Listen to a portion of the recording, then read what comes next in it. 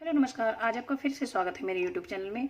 आज हम कक्षा 8 का पाठ 13 ध्वनि पढ़ेंगे और ध्वनि में हम प्रबलता और तारत्व पढ़ेंगे, जो कि पेज नंबर 164 पर है। वीडियो देखने से पहले सब्सक्राइब करना न भूलें। तो पढ़ते हैं प्रबलता और तारत्व। प्रबलता वो होता है लाउडनेस होती है, थोड़े तेजपन होता है। तारत्व होता है, तारत्व पैनापन होता है। तो ये हम आगे पढ़ेंगे तो समझ में आ जाएगा। अब हम क्रियाकलाप 13.11 करते हैं। एक धातु का हमें गिलास लेना है, उसके ऊपर हम चम्मच से चोट करेंगे। चम्मच से हम इस पे आघात करेंगे धीरे से। फिर हम दोबारा से इसके ऊपर तेजी से मारेंगे चम्मच से। तो हम दोनों केसेज में हम जो ध्वनि है वो सुनेंगे कि किस में आवाज़ तेज हुई है, क्या किस में धीरे हुई है। उसके बाद हम क्या करेंगे, एक थर्मोकोल की गेंद लेंगे, उसको एक धागे से बांध लेंगे, उसको फिर इससे टकराएंगे। फिर हम देखते हैं, धीरे से टकराएंगे कि ये गेंद कितनी दूरी पर गई है। फिर हम इसको तेजी से मारेंगे, फिर हम देखेंगे गेंद फिर दोबारा से कितनी दूरी पर गई है। तो ये यहाँ से विस्थापित हुई है, यहाँ से इसके टकरा के वापस आई है। तो ये होगा गिलास का कंपन। गिलास का जो कंपन होता है उसका आयाम होगा, यहाँ से यहाँ तक। मतलब गिलास, कोई भी चीज़ टकराती तो गिलास कंपित होगा, ऐसे ऐसे कंपित होगा। तो ये जो कंपन है उसका, ये कंपन है, ये इसका विस्थापन हुआ, यहाँ तक कंपन का आयाम हुआ। और ये जो गेंद है इसका विस्थापन हुआ। तो ये क्या हुआ कि गेंद जितनी दूरी पर विस्थापित होती है, गेंद का विस्थापन गिलास के कंपन के आयाम की माप है। मतलब गेंद जितनी दूरी पर गई है वही गिलास का जो कंपन है उसका आयाम होगा। ध्वनि की प्रबलता इसके आयाम पर निर्भर करती है। जितना आयाम होगा उतनी ध्वनि प्रबल होगी। जब किसी कंपित वस्तु का आयाम अधिक होता है तो ध्वनि भी उतनी प्रबल हो जाती है। जब आयाम कम होता है तो ध्वनि भी मंद हो जाती है। अब गिलास को पहले धीरे और बाद में तेज आघात करके देखेंगे तो हम की कंपनों की तुलना करेंगे तो जाहिर सी बात है कि जो कंपन होते हैं वो ज़्यादा हो जाएंगे जब हम तेज से आघात करेंगे, और हम जब धीरे आघात करेंगे तो कंपन इतने ज़्यादा नहीं होंगे। अब ये है ध्वनि की प्रबलता। ध्वनि उत्पन्न करने वाले कंपनों के आयाम के वर्ग समानुपाती होती है। ध्वनि की जो प्रबलता होती है, जैसे ये प्रबलता मान लेते हैं और ए से हम आयाम मान लेते हैं ताकि आपको अच्छी तरह से समझ में आ जाए। डेसिबल मात्रक में व्यक्त करते हैं प्रबलता को। ये क्वेश्चन आ सकता है, प्रबलता की यूनिट बताइए। निम्नलिखित सारणी विभिन्न स्रोतों से आने वाली ध्वनि की प्रबलता का कुछ बोध कराती है। देखिए, हम जो सांस लेते हैं वो 10 डेसिबल की होती है। धीरे धीरे हम फुसफुसाहट करते हैं, धीरे धीरे एक दूसरे से कई बार ऐसे बातें करते हैं ताकि दूसरे को सुनाई ना दे, तो वो होती है उसको फुसफुसाहट बोलते हैं। तो इसकी 30 डेसिबल हुई। उसके बाद सामान्य बातचीत जब करते हैं वो है 60 डेसिबल, और व्यस्त यातायात जो ट्रैफिक वगैरह होता है वो 70 डेसिबल हो गया, और फैक्ट्री जो होती है वो 80 डेसिबल की इसकी प्रबलता होती है। 80 डेसिबल से अधिक प्रबल शोर शरीर के लिए कष्टदायक होता है। ज़्यादा जो डीजे वगैरह बजता है या कोई बहुत ज़्यादा तीखी आवाज़ होती है, तेज़ आवाज़ होती है, प्रबल आवाज़ होती है, तो वो हमारे लिए शरीर के लिए कष्टदायक होता है, वो शोर बन जाता है।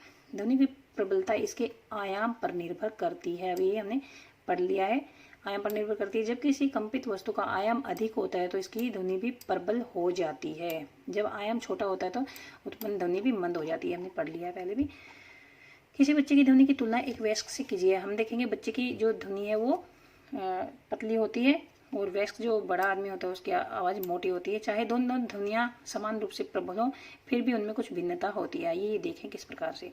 मैं चाहती हूँ कि मेरी आवाज़ मेरे अध्यापक से भिन्न क्यों है, ये बुझो ये सोचता है। इसका आंसर हमें यहाँ पे मिलेगा। आवृत्ति ध्वनि की तीक्ष्णता। मैंने बताया था पैनापन होता है, जो वो होता है तारत्व, तीक्ष्णता को निर्धारित करती है कि किसी की आवाज़ कितनी पैनी है या किसी की आवाज़ कितनी तीखी है। ये आवृत्ति पर निर्भर होता है।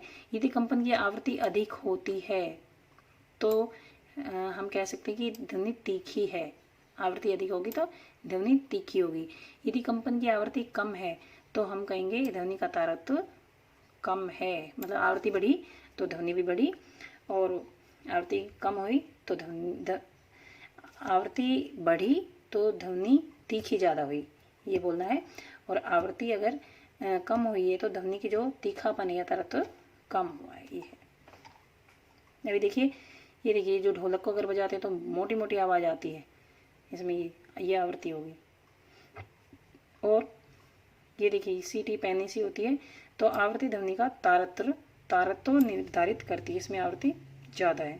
आवृत्ति मतलब आगे हम पढ़ लेंगे, आगे आएगा इसका। उदाहरण के लिए ढोल मंद आवृत्ति से कंपित होता है, जैसे ढोल ऐसे धीरे धीरे ऐसे कंपित होगा, और जो सीटी जो कंपित होगी वो ऐसे होगी, ये आवृत्ति हो जाएगी ऐसे जल्दी जल्दी में।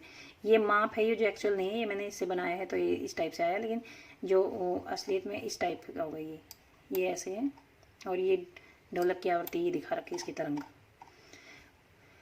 इसलिए यह कम तारत्व की ध्वनि उत्पन्न करता है। ढोलक दूसरी ओर सीटी की आवृत्ति अधिक होती है, इसलिए उसका तारत्व भी अधिक होता है। पक्षी उच्च तारत्व की ध्वनि उत्पन्न करता है, लेकिन जो शेर होता है उसकी तारत्व मंद होती है। मतलब जो मोटी आवाज होगी तो इसका मतलब तारत्व कम होगा उसमें। यदि शेर की धाड़ अत्यधिक प्रबल है यद्यपि, लेकिन पक्षी की ध्वनि दुर्बल होती है। क्या प्रतिदिन बच्चों तथा वयस्कों की आवाज़ सुनते हैं? क्या आप उनकी आवाज़ में कोई अंतर बता सकते हैं? देखिए, इसका टोटल जो रिजल्ट है वो ये निकलता है कि मोटी आवाज़ को प्रबल बोलते हैं, पैनी जो आवाज़ होती है उसको, उसका तारत्व जो होता है वो अधिक होता है, और मोटी आवाज़ का तारत्व कम होता है। तो पक्षी देखिए, पक्षी की आवाज़ पैनी होती है तो इसका मतलब उसका तारत्व क्या होगा, ज़्यादा होगा, लेकिन उसकी प्रबलता कम होगी। इसी प्रकार से बड़े जो आदमी हैं उसकी प्रबलता ज़्यादा होगी और तारत्व कम होगा। क्या आप कह सकते हैं बच्चे की आवाज़ की आवृत्ति वयस्क की आवाज़ की आवृत्ति से अधिक है? हाँ, और तारत्व ज़्यादा होगा तो आवृत्ति भी उसकी अधिक होती है। सामान्यतः एक महिला की आवाज़ किसी पुरुष की आवाज़ की अपेक्षा अधिक आवृत्ति तथा अधिक तीखी होती है, मतलब पैनी होती है। पैनी होगी तो उसकी आवृत्ति भी ज़्यादा होती है। ये देख लीजिए, तारत्व ज़्यादा होगा, आवृत्ति भी ज़्यादा होगी। अच्छा, अब है श्रव्य तथा अश्रव्य ध्वनियाँ। ये है 13.6 श्रव्य तथा अश्रव्य ध्वनियाँ। श्रव्य का मतलब होता है जिनको हम सुन सकते हैं, और अश्रव्य होता है जिनको हम सुन नहीं पाते, ऐसी ध्वनियाँ होती है अश्रव्य। हम जानते हैं कि ध्वनि उत्पन्न करने के लिए हमें एक कंपायमान वस्तु की आवश्यकता होती है। हमें पता है जब कोई चीज़ कंपित होती है तभी उसमें ध्वनि उत्पन्न होती है। क्या हम सभी कंपायमान वस्तुओं की ध्वनियाँ सुन सकते हैं? नहीं, कुछ ध्वनियाँ ऐसी होती हैं जिनको हम नहीं सुन सकते, कंपित होती हैं वो, क्योंकि वो बहुत धीरे होती हैं, और कई आवाज़ें ऐसी तो बहुत ज़्यादा तेज होती हैं, उनको भी हम नहीं सुन पाते। हमारे कान इतने जो कान की जो परिसर है वो इतना होता है कि हम बहुत ज़्यादा तेज आवाज़ को भी नहीं सुन सकते और धीरे को भी नहीं सुन सकते। तो ये पढ़ते हैं कहाँ तक होता है। तथ्य यह है कि लगभग 20 कंपन प्रति सेकंड से कम की जो आवृत्ति होती है मानव कान उनको नहीं सुन सकता। देखिए, आवृत्ति क्या होती है, 1 सेकंड में जितने कंपन हो तो उसकी आवृत्ति होगी, और 20 कंपन अगर 1 सेकंड में अगर 20 कंपन से कम अगर आवृत्ति होती है तो उसको हम नहीं सुन सकते। यह कह सकते हैं कि 20 हर्ट्ज, क्योंकि आवृत्ति का मात्रक होता है वो हर्ट्ज होता है, इससे कम की आवृत्ति हम नहीं सुन सकते। मानव कान उसके द्वारा संसूचित नहीं उनके द्वारा संसूचित नहीं करता, जो मानव जो ध्वनियाँ हैं उनको संसूचित नहीं करता, मतलब उसके सेंसेशन इतनी नहीं होती कि 20 हर्ट्ज से कम की आवृत्ति सुन सके। ऐसी ध्वनियों को अश्रव्य ध्वनियाँ कहते हैं, जो हम सुन नहीं पाते उनको बोलते हैं अश्रव्य ध्वनियाँ। उधर लगभग 20,000 कंपन अगर 1 सेकंड में 20,000 कंपन ऐसे कर ले, 20,000 कंपन, तो इससे अधिक की ध्वनियाँ भी हम नहीं सुन सकते। इसके लिए भी हमारे जो कान है वो इसकी कैपेबल नहीं है कि 20,000 हर्ट्ज से ज़्यादा की ध्वनियाँ सुन सके। अतः मानव कानों के लिए श्रव्य की आवृत्ति का परास, अभी इसकी रेंज कितनी होगी, 20 हर्ट्ज से 20,000 हर्ट्ज तक। मतलब हम इनके बीच की ध्वनियों को सुन सकते हैं, इससे नीचे भी नहीं सुन सकते और इससे ऊपर तक भी, ऊपर की आवृत्ति की ध्वनियाँ भी नहीं सुन सकते। इसका अर्थ यह है कि हम केवल 20 हर्ट्ज से 20 किलो हर्ट्ज तक के बीच की आवृत्तियाँ ही सुन सकते हैं। इससे ऊपर की जिसकी आवृत्ति होती है 20,000 हर्ट्ज से ज़्यादा होगी वो हमारे लिए अश्रव्य होगी, और इससे नीचे की जो होगी वो भी अश्रव्य होगी, उनको भी नहीं सुन सकते और उनको भी नहीं सुन सकेंगे। अभी देखिए थोड़ा सा ये पढ़ते हैं। कुछ जंतु हैं 20,000 हर्ट्ज से अधिक की आवृत्ति की ध्वनियों को भी सुन सकते हैं।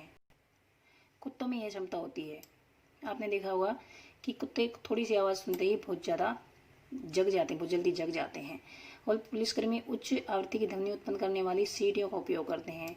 जिससे कुत्ते सुन सकते हैं लेकिन मानव नहीं सुन सकता। पुलिसों के पास इतनी ऊंची आवृत्ति वाली सीटियाँ होती हैं, उसकी आवृत्ति बहुत ज़्यादा होती है, हम नहीं सुन सकते, कुत्ते सुन सकते हैं। जाने माने पराश्रव्य ध्वनि उपकरण जो कि जैसे अल्ट्रासाउंड बोलते हैं, पराश्रव्य ध्वनि को इंग्लिश में अल्ट्रासाउंड बोलते हैं, उसके जो इंस्ट्रूमेंट होते हैं जो अल्ट्रासाउंड करने के, जो कि चिकित्सा क्षेत्र में अनेक समस्याओं का अनुसंधान एवं निदान के लिए प्रयोग किए जाते हैं, उनकी जो आवृत्ति होती है वो भी 20,000 हर्ट्ज से अधिक की आवृत्ति होती है। उनसे 20,000 हर्ट्ज से अधिक की आवृत्ति पर वो कार्य करते हैं। तो यहाँ तक का हमारा वीडियो खत्म होता है। नेक्स्ट में हम शोर और संगीत पढ़ेंगे। जब के लिए धन्यवाद।